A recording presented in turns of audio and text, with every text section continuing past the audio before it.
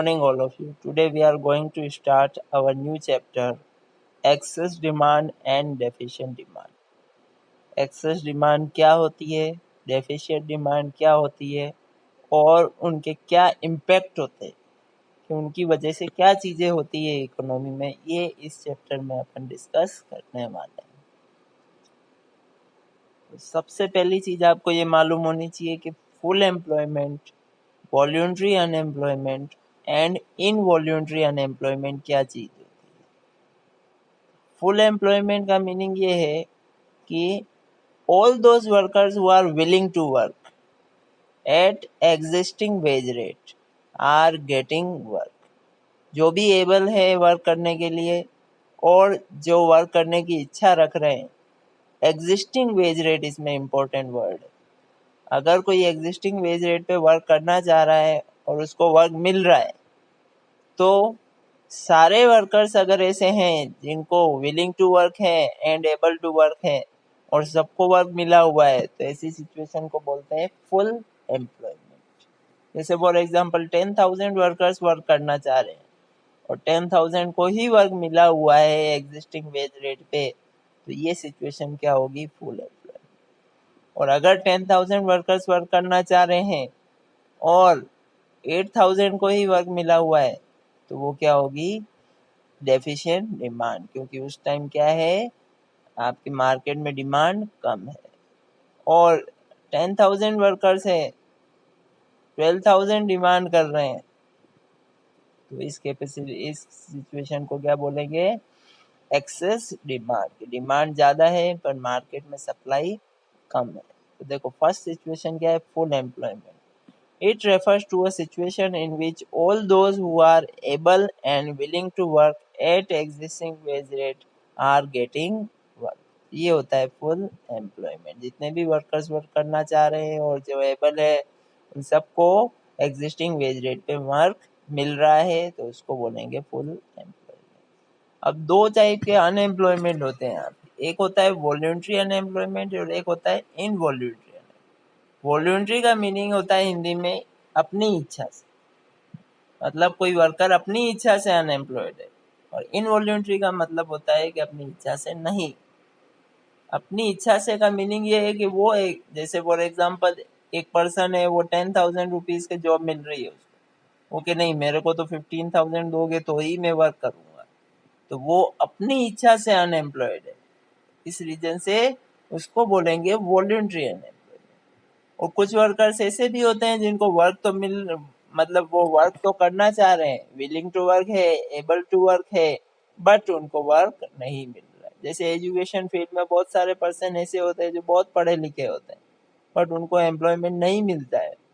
ऐसा किसी भी फील्ड में हो सकता है, तो वो क्या कहलाते हैं, इनवॉल्यूंटरी अनएम्प्लॉयमेंट। देखो voluntary unemployment, it refers to a situation when a person is not willing to work at existing wage rate although he is getting work। Work तो उसको मिल रहा है बट वो एग्जिस्टिंग वेज रेट पे work नहीं करना चाह रहा है, अपनी इच्छा से वो क्या है, अनएम्प्लॉयड। इनवॉल्यूंटरी अनएम्प्लॉयमेंट का क्या मीनिंग है, देखो, it is a situation when person who are willing to work and able to work at the existing wage rate do not get work. वो एग्जिस्टिंग वेज रेट पे work तो करना चाह रहा है, उसके विलिंग टू वर्क तो है, एबल टू वर्क भी है, बट उसको वर्क नहीं मिल रहा है, तो उसको क्या बोलेंगे, इनवॉल्यूंटरी अनएम्प्लॉयमेंट। अब आपको एक चीज ध्यान रखनी है, अनएम्प्लॉयमेंट की जो कैलकुलेशन करती है गवर्नमेंट, उसमें वॉल्यूंटरी और इनवॉल्यूंटरी दोनों में से किसको इंक्लूड करेगी, ऑफ कोर्स आपके इनवॉल्यूंटरी को करेगी, क्योंकि वॉल्यूंटरी तो अपनी इच्छा से वर्क नहीं करना चाह रहे हैं। तो देखो, in the context of unemployment only involuntary unemployment is included. Voluntary unemployment is not included in the calculation of unemployment. Voluntary को इसमें ऐड नहीं करते हैं। अब आपके एक कंसेप्ट आएगा एक्सेस डिमांड और एक होता है डेफिशिएंट डिमांड। सिंपल सा मीनिंग ध्यान रखना, when AD is greater than AS, अब आगे एक वर्ड आता है corresponding to full employment level। Means अगर फुल एम्प्लॉयमेंट लेवल को मेंटेन करने के लिए एग्रीगेट डिमांड अगर 10,000 की है और मार्केट में डिमांड ओवरऑल जो एग्रीगेट डिमांड 10,000 की होनी चाहिए, बट उससे ज्यादा अगर डिमांड है मार्केट में 12,000 है मान लो, तो उसको बोलेंगे एक्सेस डिमांड। और एग्रीगेट डिमांड फुल एम्प्लॉयमेंट को लेवल को मेंटेन करने के लिए से अगर कम है तो उसको बोलेंगे आप डेफिशिएंट डिमांड या डिफ्लेशनरी गैप। एक्सेस डिमांड को बोलते हैं इन्फ्लेशनरी गैप और डेफिशिएंट डिमांड को बोलते हैं डिफ्लेशनरी गैप। तो देखो, excess demand refers to a situation when aggregate demand is in excess of aggregate supply corresponding to full employment level in the economy। देखो, सिंपल सा ये याद रखना, ग्रेटर देन का साइन है तो एक्सेस डिमांड और लेस देन का साइन है तो डेफिशिएंट डिमांड। देखो, सिंपल सा ये है, एडी ग्रेटर देन एएस, आगे ये वर्ड जरूर लगाना कोमा करके, कॉरेस्पॉन्डिंग टू फुल एम्प्लॉयमेंट, ये वर्ड इंपॉर्टेंट है, कॉरेस्पॉन्डिंग टू फुल एम्प्लॉयमेंट। अब देखो, इसमें डायग्राम कैसे बनाना है, आपको ये ध्यान है कि वाई इनकम का डायग्राम 45 डिग्री पे होता है, बीच में आप एक बना दो एडीएफ, ठीक है, ये डायग्राम दोनों में फिक्स है। अब आप क्या करोगे, एक्सेस डिमांड है तो उससे ऊपर की तरफ बनाओ, उसको बोलेंगे एडीई। जबकि अगर डेफिशिएंट डिमांड है, ये देखो ये डायग्राम, अगर डेफिशिएंट डिमांड है तो एडीएफ तो बनेगा ही, बट उससे नीचे बनेगा ये, क्योंकि एग्रीगेट डिमांड क्या है, ओवरऑल कम है।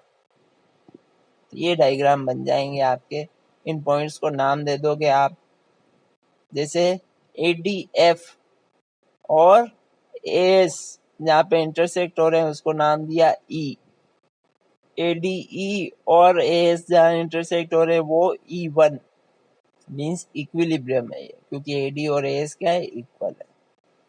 अब ये जो आपके ई पॉइंट आया उससे थोड़ा जो ऊपर ये है उसको आपने नाम दे दिया, स्ट्रेट लाइन करके एफ नाम दे दिया, और ये दोनों का जो गैप है इसी को क्या बोलते हैं, एक्सेस डिमांड या इन्फ्लेशनरी गैप। तो देखो, एडीएफ का मीनिंग क्या है, aggregate demand at full employment level. ADE का क्या मीनिंग है, तो aggregate demand eight excess demand level. और गैप क्या है, तो गैप है आपके एडीई और एडीएफ की। हमेशा ध्यान रखना, जो ऊपर हो उसको आप पहले लिखना है, एडीई ज्यादा है इस रीजन से एडीई में से एडीएफ को माइनस करेंगे। और ये पॉइंट के नाम है छोटे छोटे, देखो एडीई, एडीई का मीनिंग है एफ एम, देख सकते हो आप, एफ पे पॉइंट ले गए थे अपन तो उसका नाम दे दिया एफ एम, और एडीएफ पे नाम होगा ई एम। इन दोनों का जो डिफरेंस है वो होगा आपके ई एफ, और ये जो ई एफ है वही क्या है, आपकी एक्सेस डिमांड और इन्फ्लेशनरी गैप। ठीक है, ये तो हो गए आपके इन्फ्लेशनरी गैप कैलकुलेट करने के। अब नेक्स्ट आता है आपके कॉजेज ऑफ एक्सेस डिमांड। तो इससे पहले आपको ध्यान ये रखना है, फॉर्मूला होता है C plus G plus I plus X minus M, AD का फॉर्मूला ओपन इकोनॉमी में ये होता है। अब इसकी वैल्यू कब इंक्रीज होगी, अब अगर एडी बढ़ रहा है तो क्या कॉजेज होंगे, तो देखो सी अगर बढ़ेगा तो एडी बढ़ेगा, C means consumption expenditure, means first point बन गया आपका increase in consumption expenditure. G होता है आपके गवर्नमेंट एक्सपेंडिचर, इस पे भी प्लस का साइन है तो ये बढ़ेगा तब एडी, एडी अगर बढ़ रही है तो ये भी बढ़ेगा, तो सेकंड है आपके इंक्रीज इन गवर्नमेंट एक्सपेंडिचर। आई होता है आपके इन्वेस्टमेंट एक्सपेंडिचर जो आपके प्रोड्यूसर करते हैं, तो इसमें भी वही है, प्लस का साइन है इसलिए बोलोगे increase in investment expenditure. Fourth है आपके एक्स, एक्स फॉर एक्सपोर्ट, ये भी प्लस का साइन है तो इंक्रीज इन एक्सपोर्ट। और फिफ्थ आपके इंपोर्ट है, तो इसमें आपको ध्यान रखना क्या है, माइनस है इसलिए क्या बोलेंगे आप, डिक्रीज इन इंपोर्ट। अगर माइनस की वैल्यू कम होगी तो ओवरऑल वैल्यू बढ़ेगी, इसलिए डिक्रीज इन इंपोर्ट। अब वही आपके डेफिशिएंट डिमांड का डायग्राम, पहले तो डेफिशिएंट डिमांड की डेफिनेशन देखो, it is a situation when AD less than S corresponding to full employment. Diagram कैसे बनाना है अभी बताया मैंने आपको। इनकम का डायग्राम पहले बना लो 45 डिग्री का, एक एडीएफ बना लो, और डेफिशिएंट पूछा है तो उसके नीचे बनाओ, वो आप नाम दे दोगे एडीयू। एक्सेस डिमांड में ऊपर बनाते हैं और उसका नाम होता है एडी, और ये डेफिशिएंट डिमांड में नीचे बनाते हैं और इसका नाम होता है एडीयू। एडीएफ का मीनिंग ध्यान नहीं है, aggregate demand at full employment. ADU का मीनिंग होता है aggregate demand at underemployment. Underemployment क्यों? क्योंकि मार्केट में डिमांड कम है तो एम्प्लॉयमेंट भी क्या होगा? कम होगा। ठीक है, तो इसमें भी सेम आपके ईएफ जो है उसको क्या बोलते हैं आप? डेफिशिएंट डिमांड या डिफ्लेशनरी गैप।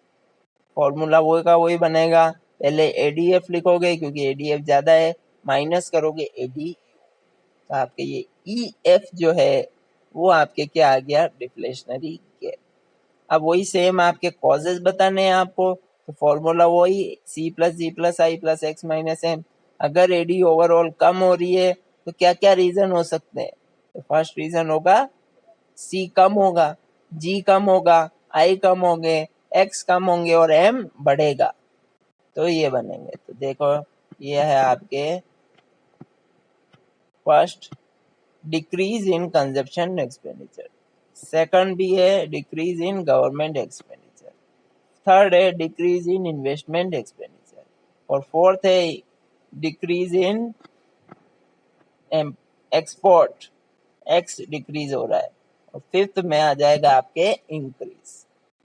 ये याद करने का सिंपल सा तरीका ये कि अगर डेफिशिएंट है तो सारी चीजें डिक्रीज होगी, सिर्फ माइनस वाला जो इंपोर्ट है वो इंक्रीज होगा। और सेम इसमें था आपके, देखो एक्सेस डिमांड में भी सेम, एक्सेस मतलब ज्यादा डिमांड, तो सारी चीज इंक्रीज होगी, सिर्फ माइनस वाला जो इंपोर्ट है वो क्या होगा? डिक्रीज